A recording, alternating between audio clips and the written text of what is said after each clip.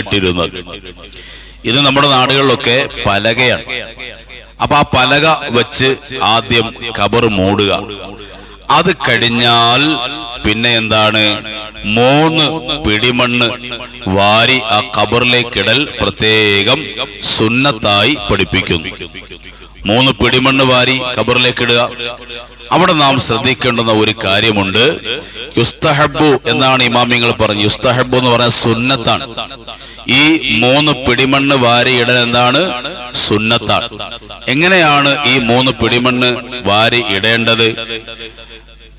പ്രത്യേകം ഇമാമിങ്ങൾ നമുക്ക് കിതാബുകളിൽ പഠിപ്പിച്ചു തരുന്നു. സലാസു ഹസയാത്തിൻ മിന തുറാബി ബിയദൈഹി ജമീഅ. 2 കൈയും ഒരുമിച്ച് പിടിച്ച് വേണം 3 പിടിമണ്ണ് വാരിയിടാൻ. അപ്പൊ ആദ്യത്തെ 1 പിടിമണ്ണ് വാരി 2 കൈയും കൂടെ ചേർത്ത് പിടിച്ച് ഇങ്ങനെ സാവകാശം ഖബറിലേക്ക് ഇടുക. 2ാമത്തെ പിടിമണ്ണും വാരി സാവകാശം ഖബറിലേക്ക് ഇടുക. 3ാമത്തെ പിടിമണ്ണും വാരി ഖബറിലേക്ക് ഇടുക. അല്ലാതെ എങ്ങനെ ഇടാൻ പാടില്ല, ഓരോ കൈ കൊണ്ട് ഇങ്ങനെ വാരി ഇങ്ങനെ ഇടാൻ പാടില്ല. ചില സ്ഥലത്തൊക്കെ എന്തോ ഒരു ശല്യം പോകട്ടെ എന്ന് പറഞ്ഞ് എറിയുന്നത് പോലെ, കല്ല് പറക്കി എറിയുന്നത് പോലെ, നായ കടിക്കാൻ വരുമ്പോൾ നമ്മൾ കല്ല് പറക്കി എറിയുന്നത് പോലെ ആണ് ചില സ്ഥലങ്ങളിൽ ആളുകൾ മണ്ണ് വാരി എറിയുന്നു. അങ്ങനെ എറിയാൻ പാടില്ല. 2 കൈയും ചേർത്ത് പിടിച്ച് മണ്ണ് വാരി വേണം ഇടാൻ. അങ്ങനെ എത്ര തവണ ഇടണം? 3 തവണ ആ ഖബറിലേക്ക് മണ്ണ് വാരിയിടൽ എന്താണ്? സുന്നത്താണ്. ശ്രദ്ധിക്കേണ്ടുന്ന ഒരു കാര്യം, ഓരോ തവണ മണ്ണ് വാരി ഇടുമ്പോഴും പരിശുദ്ധമായ ഖുർആനിന്റെ ഒരു വാക്യം ഓതിക്കൊണ്ട് വേണം എന്ത് ചെയ്യാൻ? ഈ മണ്ണ് ഖബറിലേക്ക് ഇടാൻ. ഏതാണ് ആ വാക്യം? ആദ്യത്തെ പിടിമണ്ണ് കയ്യിലേക്ക് എടുത്തിട്ട് മിൻഹാ ഖലഖ്നാകും, ഇത് പറയണം. എന്താ പറയേണ്ടത്? മിൻഹാ ഖലഖ്നാകും, ഈ മണ്ണിൽ നിന്നാണ് നാം നിങ്ങളെ പടച്ചത് എന്നാണ് ആ വാക്യത്തിന്റെ അർത്ഥം എന്ന് പറഞ്ഞിട്ട് ആ മണ്ണ് ആ ഖബറിലേക്ക് ഇടുക. 2ാമത്തെ പിടിമണ്ണ് വാരിയിട്ട് വഫീഹാ നുഈദുകും, വഫീഹാ നുഈദുകും, ഈ മണ്ണിലേക്ക് തന്നെ നാം നിങ്ങളെ മടക്കപ്പെടുകയും ചെയ്യും എന്ന് പറഞ്ഞ് ആ മണ്ണിടുക. 3ാമത്തെ പിടിമണ്ണ് വാരിയിടുമ്പോ വമിൻഹാ നുഖ്രിജുകും താറത്തൻ ഉഖ്റാ എന്ന് പറഞ്ഞിട്ടാണ് മണ്ണ് ഇടേണ്ടത്. അപ്പൊ 3 തവണ 3 പിടിമണ്ണ്, ഈ 3 പിടിമണ്ണ് 2 കൈയും ചേർത്ത് പിടിച്ചിട്ടാണ് ഇടേണ്ടത്. അതേപോലെ ഓരോ പിടിമണ്ണ് വാരി ഇടുമ്പോഴും എന്തു വേണം? ഓരോ പിടിമണ്ണ് വാരി ഇടുമ്പോഴും ഖുർആൻ വാക്യം ഓതിയിട്ട് വേണം ആ മണ്ണ് ഖബറിലേക്ക് ഇടാൻ. ഇതാണ് ഇമാമിയങ്ങൾ നമുക്ക് പഠിപ്പിച്ചു തരുന്നത്. പ്രത്യേകം ശ്രദ്ധിക്കേണ്ടുന്ന കാര്യമാണ്. പല സ്ഥലത്തും ഒറ്റ കൈകൊണ്ട് വാരി ഇങ്ങനെ എറിയുന്നത് നമുക്ക് കാണാം. അത് പാടില്ല. അതിനുശേഷം മണ്ണ് പൂർണ്ണമായി ഖബറിലേക്ക് കോരിയിടണം. മണ്ണ് പൂർണ്ണമായി ഖബറിലേക്ക് കോരിയിട്ട് വയുജഅലു കസനാമിൽ ബഈരി, ആ ഖബറിന്റെ പുറം ഭാഗം ഒട്ടകത്തിന്റെ പൂഞ്ഞ പോലെ ആക്കി വെക്കണം. ഒട്ടകത്തിന്റെ പൂഞ്ഞ എങ്ങനെ ഇരിക്കുക? ഇങ്ങനെ ആയിരിക്കും ഒട്ടകത്തിന്റെ പൂഞ്ഞ. ഇങ്ങനെ ആയിരിക്കും ഒട്ടകത്തിന്റെ പൂഞ്ഞ ഇരിക്കുക. ആ രൂപത്തിൽ വേണം ഖബർ ഇരിക്കാൻ. പിന്നെ എങ്ങനെ പാടില്ല? മുറബ്ബ ആകാൻ പാടില്ല. വലാ യുജഅലു മുറബ്ബഅൻ, മുറബ്ബ ആക്കാൻ പാടില്ല. മുറബ്ബ എന്ന് പറഞ്ഞാൽ നിങ്ങൾക്ക് ഇപ്പൊ കാണിച്ചു തരാൻ വേണ്ടി ഇങ്ങനെ ഒരു പെട്ടിക്കോളം, ഒരു ബോക്സ് പോലെ ആകാൻ പാടില്ല. ഒരു ബോക്സ് പോലെ ആകാൻ പാടില്ല. ഇങ്ങനെ ഈ രൂപത്തിൽ ഒരു ബോക്സ് പോലെ എന്ത് ചെയ്യാൻ പാടില്ല? ഖബർ ആക്കാൻ പാടില്ല. വളരെ ശ്രദ്ധിക്കേണ്ട കാര്യം. ഈ ക്രിസ്ത്യൻസിന്റെ ഒക്കെ ശ്മശാന സ്ഥലത്ത് ചെല്ലുമ്പോൾ നമുക്ക് കാണാൻ കഴിയും എന്നാണ്, അവരുടെയൊക്കെ ഖബർ ഇങ്ങനെ ബോക്സ് പോലെയാണ്. ഈ ബോക്സ് പോലെ ആകാൻ പാടില്ല. വളരെ ശ്രദ്ധിക്കേണ്ടുന്ന ഒരു ഭാഗമാണ്. അല്ലാഹു തആല ചിന്തിക്കാൻ നമുക്ക് തൗഫീക്ക് നൽകുമാറാകട്ടെ. അപ്പൊ ഖബർ എങ്ങനെയാണ് മണ്ണിട്ടതിന് ശേഷം ഖബർ മൂടി ആ ഖബറിന്റെ പുറം ഭാഗം ഒട്ടകത്തിന്റെ പൂഞ്ഞ പോലെ, മലയാളത്തിലെ റാ മോഡലിൽ വേണം ആ ഖബറിന്റെ പുറം ഭാഗമാകാൻ. അത് സ്ക്വയർ ആകാൻ പാടില്ല എന്നത് പ്രത്യേകം ഇമാമിങ്ങൾ പഠിപ്പിക്കുന്നു. അതേപോലെ അഭിമാനം നടിക്കാനും പവർ നടിക്കാനും ഭംഗിക്ക് വേണ്ടിയുമൊക്കെ ഖബറിന്റെ പുറത്ത് സാധാരണക്കാരെ അടക്കുമ്പോ ആ ഖബറിന്റെ പുറത്ത് വലിയ കെട്ടിടങ്ങൾ ഉണ്ടാക്കാൻ പാടില്ല. അത് ഹറാമാണ്.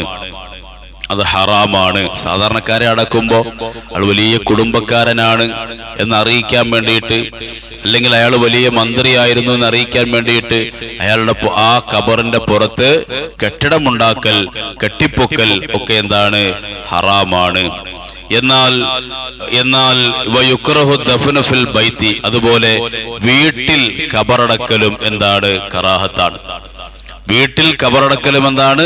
കറാഹത്താണ്. ലിഅന്ന ദഫ്ന ഫിൽ ബൈത്തി മിൻ ഖസാഇസിൽ അംബിയാഇ അലൈഹിമുസ്സലാത്തു വസ്സലാം. അംബിയാക്കന്മാരുടെ പ്രത്യേകതയാണത്.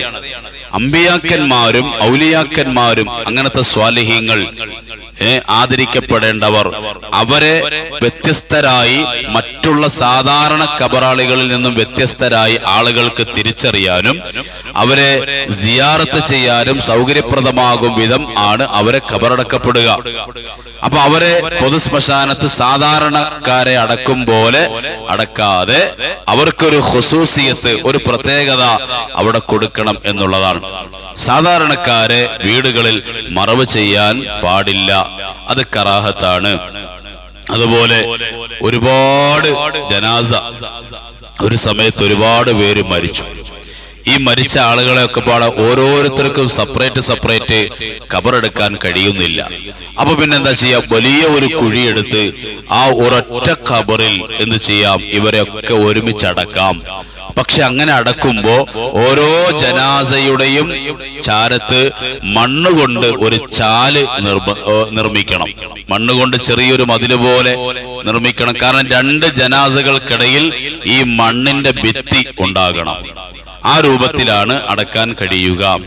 ഇനി യുസ്തഹബ്ബു അയ്യഫ്സില ബൈന ഇത്നൈനി ബിത്തുറാബി, അത് നമ്മളിപ്പോ പറഞ്ഞത്. തുറാബ്, മണ്ണുകൊണ്ട് ഓരോ ഈ രണ്ട് പേരുടെ ജനാസകളുടെ ഇടയിലും ഒരു മൺഭിത്തി ഉണ്ടാകണം. അങ്ങനെയാണെങ്കിൽ ഒറ്റ ഖബറിൽ എന്ത് ചെയ്യാം? ഈ ഒരുപാടുള്ള മയ്യത്തിനെ അടക്കാം, കുഴപ്പമില്ല. അല്ലദീ മാത ഫീ സഫീനത്തിൻ, ഒരാള് മരിച്ചത് കപ്പലിൽ വെച്ചിട്ടാണ്. കപ്പലിൽ വെച്ച് ഒരാൾ മരണപ്പെട്ടു. കപ്പലിൽ വെച്ച് മരണപ്പെട്ടാൽ എന്താ ചെയ്യേണ്ടത്? അയാളെ മയ്യത്ത് കുളിപ്പിക്കണം. കപ്പലാകുമ്പോ കപ്പൽ എവിടെ ഉണ്ടാവുക? കടലിലാണ് ഉണ്ടാവുക. അപ്പൊ ആ കടലിലെ വെള്ളം എടുത്ത് മയ്യത്തിനെ കുളിപ്പിക്കുക, എന്നിട്ട് കഫൻ പൊതിയുക, അതിനുശേഷം മയ്യത്ത് നിസ്കരിക്കുക. ഇതെല്ലാം കപ്പലിൽ വെച്ച് തന്നെ നിർവഹിക്കണം. എന്നിട്ടോ സുമ്മ യുൽഖാ ഫിൽ ബഹരി, പിന്നെ ആ ജനാസയെ ആ കടലിലേക്ക് തള്ളിയിടണം. ആ മയ്യത്തിന്റെ ഖബർ എവിടെയാണ്? കടലാണ്. കടലിലേക്ക് ഇടണം. ഇദാ കാനൽ ബിറു ബഈദൻ, അങ്ങനെ ചെയ്യേണ്ടത് എപ്പോഴാണ്? കര ദൂരെയാകുമ്പോഴാണ്. ഈ കപ്പലിനെ ഓടി കരയിലേക്ക് അടുക്കാൻ കുറെ ദിവസങ്ങൾ എടുക്കും.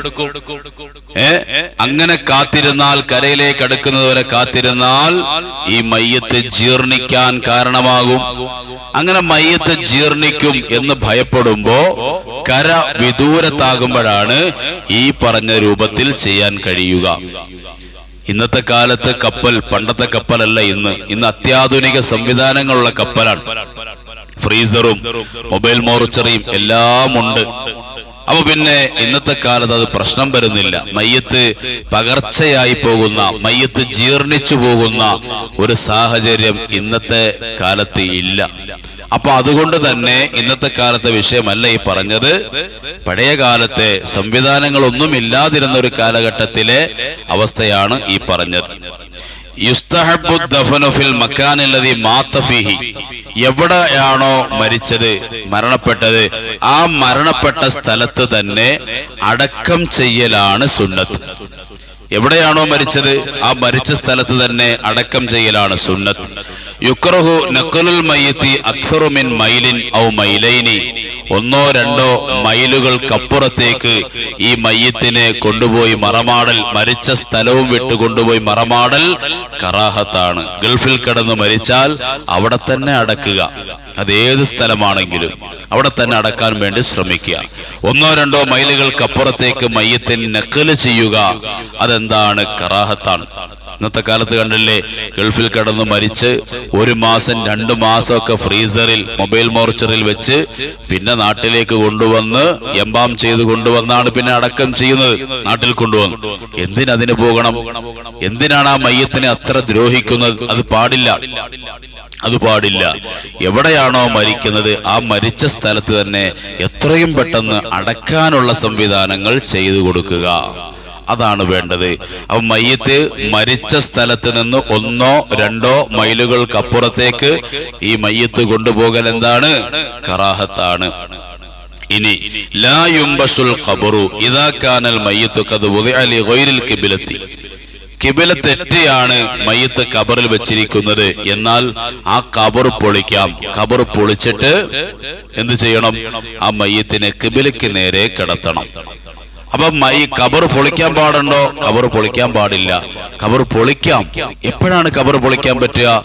ആ ഖബറിന്റെ അകത്ത് അടക്കം ചെയ്യപ്പെട്ടിരിക്കുന്ന മയ്യത്ത്, ഒരാൾ പറയാ ഞാൻ കണ്ടതാണ്, ആ മയ്യത്ത് കിബിലെ വിട്ട് കിബിലയും തെറ്റിച്ചാണ് കിടത്തിയിരിക്കുന്നത്, കിബിലയ്ക്ക് നേരെ അല്ല കിടത്തിയിരിക്കുന്നത് എന്നൊരാൾ പറയാ. അങ്ങനെ പറഞ്ഞാൽ ആ പറച്ചിലൊരു വിശ്വാസയോഗ്യമായ ആളാണെങ്കിൽ അയാളുടെ വാക്കിന്റെ അടിസ്ഥാനത്തിൽ ആ ഖബർ പൊളിച്ചിട്ട് എന്ത് ചെയ്യണം? ആ മയ്യത്തിനെ കറക്റ്റ് കിബിലയ്ക്ക് നേരെ കിടത്തണം, പൂർണ്ണമായി ചരിച്ച് കിബിലയ്ക്ക് നേരെ കിടത്തണം. അതിനുശേഷം വീണ്ടും ഖബർ മറവ് ചെയ്യപ്പെടണം. അപ്പം ഖബർ ആവശ്യമില്ലാതെ പൊളിക്കാൻ പാടില്ല. ഖബർ പൊളിക്കുക അത് ഹറാമാണ്. അതുപോലെ ഖബറിന്റെ അകത്തേക്ക് വിലപിടിപ്പുള്ള എന്തെങ്കിലും സംഗതികൾ വീണുപോയി, ഖബറെല്ലാം അടക്കി കഴിഞ്ഞപ്പോഴാണ് പോക്കറ്റിൽ നോക്കുമ്പോൾ മനസ്സിലായത് എന്റെ പോക്കറ്റിലിരുന്ന പേഴ്സ് എവിടെ വീണു? ഖബറിൽ വീണിട്ടുണ്ട് എന്ന് മനസ്സിലായി. അപ്പൊ പിന്നെ ഖബർ പൊളിച്ചിട്ട് ആ വിലപിടിപ്പുള്ള സംഗതി എന്താണോ ഖബറിൽ വീണത് അത് എടുക്കാം എന്നതല്ലാതെ മറ്റൊരു കാരണവശാലും ഖബർ എന്ത് ചെയ്യാൻ പാടില്ല? പൊളിക്കാൻ പാടുള്ളതല്ല. അപ്പൊ ഇത് പ്രത്യേകം നാം ശ്രദ്ധിക്കേണ്ടുന്ന ഒരു കാര്യമാണ്. ഖബറുമായി ബന്ധപ്പെട്ട വിഷയമാണ് നമ്മൾ ഈ പറഞ്ഞത്. അല്ലാഹു തആല ചിന്തിക്കാൻ നമുക്ക് തൗഫീഖ് നൽകി അനുഗ്രഹിക്കുമാറാകട്ടെ. ഖബർ കുഴിക്കലും ഖബറെടുക്കലും അതുപോലെ അവിടെ നിന്ന് ദുആ ചെയ്യുന്നതും എല്ലാം ഇബാദത്താണ്, വലിയ മഹത്വമുള്ള സംഗതികളാണ്. അതുകൊണ്ട് വളരെ ശ്രദ്ധിക്കേണ്ടുന്ന ചില കാര്യങ്ങളാണ് ഞാൻ ഈ പറഞ്ഞത്. ഖബറിന്റെ അകത്തേക്ക് മയ്യത്ത് ഇറക്കി വെക്കുമ്പോൾ നമ്മുടെ നാടുകളിലൊക്കെ നമുക്ക് കാണാൻ കഴിയുന്ന ചില സംഗതികളുണ്ട്. എന്താണ്? ചില ആളുകള് ഖബറിന്റെ അകത്ത് നിന്ന് എന്ത് ചെയ്യും? മണ്ണ് എടുത്തിട്ട് ഖബറിന്റെ പുറത്ത് നിൽക്കുന്ന ആളിന്റെ കയ്യിൽ കൊടുക്കും. അയാള് ആ മണ്ണ് കയ്യിൽ വെച്ചിങ്ങനെ ഉരുട്ടി ഉണ്ട പോലാക്കി വീണ്ടും തിരിച്ച് കൊടുക്കും. ചില ആളുകൾ ഖബറിന്റെ പരിസരത്ത് നിൽക്കുന്ന ആളുകൾ ആ ഖബറിൽ നിന്ന് ഇളക്കിയിട്ട പുറത്ത് കിടക്കുന്ന മണ്ണ്, ആ മണ്ണ് വാരി ഇങ്ങനെ കുടുംബക്കാരൊക്കെ ഓരോരുത്തർ വാരി ഓരോ പിടി എടുത്തിങ്ങനെ ആ ഖബർ കുഴിക്കുന്ന അല്ലെങ്കിൽ ഖബറിന്റെ അകത്ത് നിൽക്കുന്ന ആളിന്റെ കയ്യിലേക്ക് കൊടുക്കുന്നതും കാണാം. എന്താണ് ഇതിന്റെ അസ്ല്? ഇത് ശരിയാണോ? അങ്ങനെ ചെയ്യാൻ പാടുണ്ടോ? എന്താണ് ആ പറഞ്ഞതിന്റെ അസ്ല്? നോക്കാം നമുക്ക്. കിതാബുകളിൽ ഇമാമിങ്ങൾ രേഖപ്പെടുത്തി വയ്ക്കുന്നു, യുഖദു മിൻ മഹല്ലി ദഫനിഹി കഫ്ഫു തുറാബിൻ, മയ്യത്ത് ഖബറടക്കാൻ വേണ്ടി ഉപയോഗിച്ച ആ സ്ഥലത്തിൽ നിന്ന് ഒരു പിടി മണ്ണ് വാരുക. ആ മണ്ണില് വയുഖറഉ അലൈഹി സൂറത്തുൽ ഖദ്രി 7 മററാത്തിൻ, 7 തവണ ഇന്നാ അൻസൽന എന്ന സൂറത്ത് ഓതി ആ മണ്ണിലേക്ക് ഊതുക. എന്നിട്ട് വയദറു അല കഫനിഹി, ആ മയ്യത്തിന്റെ കഫൻ പുടവയിലേക്ക് ആ മണ്ണ് വെതറി ഇടുക. ഫഇന്നഹു ലാ യുഅദ്ദബു, അങ്ങനെ ചെയ്യുമ്പോ ആ മയ്യത്തിനെ അല്ലാഹു തആല ഖബറിൽ ഒരു ശിക്ഷയും കൊടുക്കുകയില്ല. അഷ്റഫുൽ ഖൽഖ് നബി മുഹമ്മദ് റസൂലുള്ളാഹി സ്വല്ലല്ലാഹു അലൈഹി വസല്ലമ തങ്ങൾ പഠിപ്പിക്കുന്നു. അപ്പൊ അതിനൊക്കെ അടിത്തറയുണ്ട്, അടിസ്ഥാനമുണ്ട്. പക്ഷെ എങ്ങനെയാണ് ചെയ്യേണ്ടത്? ഒരാളെടുത്താൽ മതി. അവിടെ നിൽക്കുന്ന എല്ലാവരും കൂടെ മണ്ണെടുത്ത് ഇങ്ങനെ എടുത്ത് ഖബറിന്റെ അകത്തിരിക്കുന്ന ആളുടെ കയ്യിലേക്ക് കൊടുക്കേണ്ട ആവശ്യമില്ല. ഒരാള് ആ ഖബറിന്റെ അവിടെ നിന്ന് കുഴിച്ചിട്ട മണ്ണ്, ആ മണ്ണിൽ നിന്ന് ഒരു പിടി മണ്ണ്, ആ മണ്ണെടുത്തിട്ട് അതിൻ്റെ അകത്ത് 7 തവണ ഇന്നാ അൻസൽനാ സൂറത്ത് ഊതി കൊടുക്കുക. എന്നിട്ട് ഇനി അതല്ല, ആ ഖബറിന്റെ അകത്ത് നിൽക്കുന്ന ആള് തന്നെ ഒരു പിടി മണ്ണെടുത്ത് ഓതിയാലും മതി. ഇന്ന ആള് തന്നെ ഓതണമെന്നില്ല, ഓതുന്നത് കൃത്യമായിരിക്കണം, അത്രയേ ഉള്ളൂ. അപ്പൊ 7 തവണ ഇന്നാ അൻസൽനാ എന്ന സൂറത്ത് ഒരു പിടി മണ്ണ് വാരി ആ മണ്ണിൽ ഊതിയിട്ട് ആ മണ്ണ് ഈ ജനാസയുടെ, ഈ മയ്യത്തിന്റെ കഫൻ പുടവയിൽ വെതറിക്കഴിഞ്ഞാൽ പിന്നെ ആ മയ്യത്തിന് ഒരു അദാബും ഉണ്ടാവുകയില്ല എന്ന് അഷ്റഫുൽ ഖൽഖ് നബി മുഹമ്മദ് റസൂലുള്ളാഹി സ്വല്ലല്ലാഹു അലൈഹി വസല്ലമ തങ്ങൾ പഠിപ്പിക്കുന്നു. ചില സ്ഥലത്ത് കാണാം വലിയ ഉരുള ഉരുട്ടിയിട്ട് മയ്യത്തിന്റെ കവളിൽ വെച്ച് കൊടുക്കുന്നതായി കാണാം. അങ്ങനെ ഉരുള ഉരുട്ടണമെന്നൊന്നും കിതാബിലില്ല. പിന്നെ നമ്മുടെ ഹനഫി മദ്ഹബിൽ അങ്ങനെ ഒരു നിയമമില്ല. മണ്ണ് എടുത്തിട്ട് ആ മണ്ണിൽ ഊതി ആ മണ്ണ് എന്ത് ചെയ്യണം? ജനാസയുടെ കഫൻ പുടവയിലേക്ക് വിതറണം എന്നുള്ളതാണ്. കെട്ടുകൾ 3 അഴിക്കണം. പൂർണ്ണമായി മയ്യത്തിനെ കിബിലയ്ക്ക് നേരെ കിടത്തണം. അതാണ് വേണ്ടത്. അല്ലാഹു തആല നന്നായി പഠിക്കാൻ അല്ലാഹു നമുക്ക് തൗഫീഖ് നൽകി അനുഗ്രഹിക്കുമാറാകട്ടെ. നന്നായി ചിന്തിക്കാൻ അല്ലാഹു തആല നമുക്ക് തൗഫീഖ് നൽകി അനുഗ്രഹിക്കുമാറാകട്ടെ. ഹനഫി മദ്ഹബിൽ തൽഖീൻ ചൊല്ലുന്നതിനെ കുറിച്ച് കിതാബുകളിൽ ഇമാമിങ്ങൾ പറയുന്നതായി എവിടെയും കാണാൻ കഴിഞ്ഞിട്ടില്ല. തസ്ബീത്തുണ്ട്, തസ്ബീത്ത് ചൊല്ലിക്കൊടുക്കണം.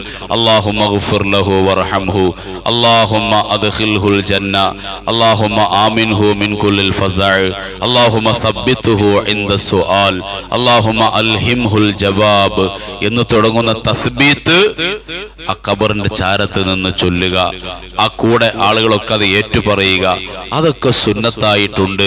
പക്ഷെ തൽഖീൻ ചൊല്ലിക്കൊടുക്കുന്നത് ഹനഫി മദ്ഹബിൽ അത് എവിടെയും ഇമാമിങ്ങൾ തൽഖീൻ ഓതുന്നതിനെ കുറിച്ച് പറഞ്ഞിട്ടില്ല. അതുകൊണ്ട് നമ്മൾ തൽഖീൻ ഓതേണ്ടതും ഇല്ല.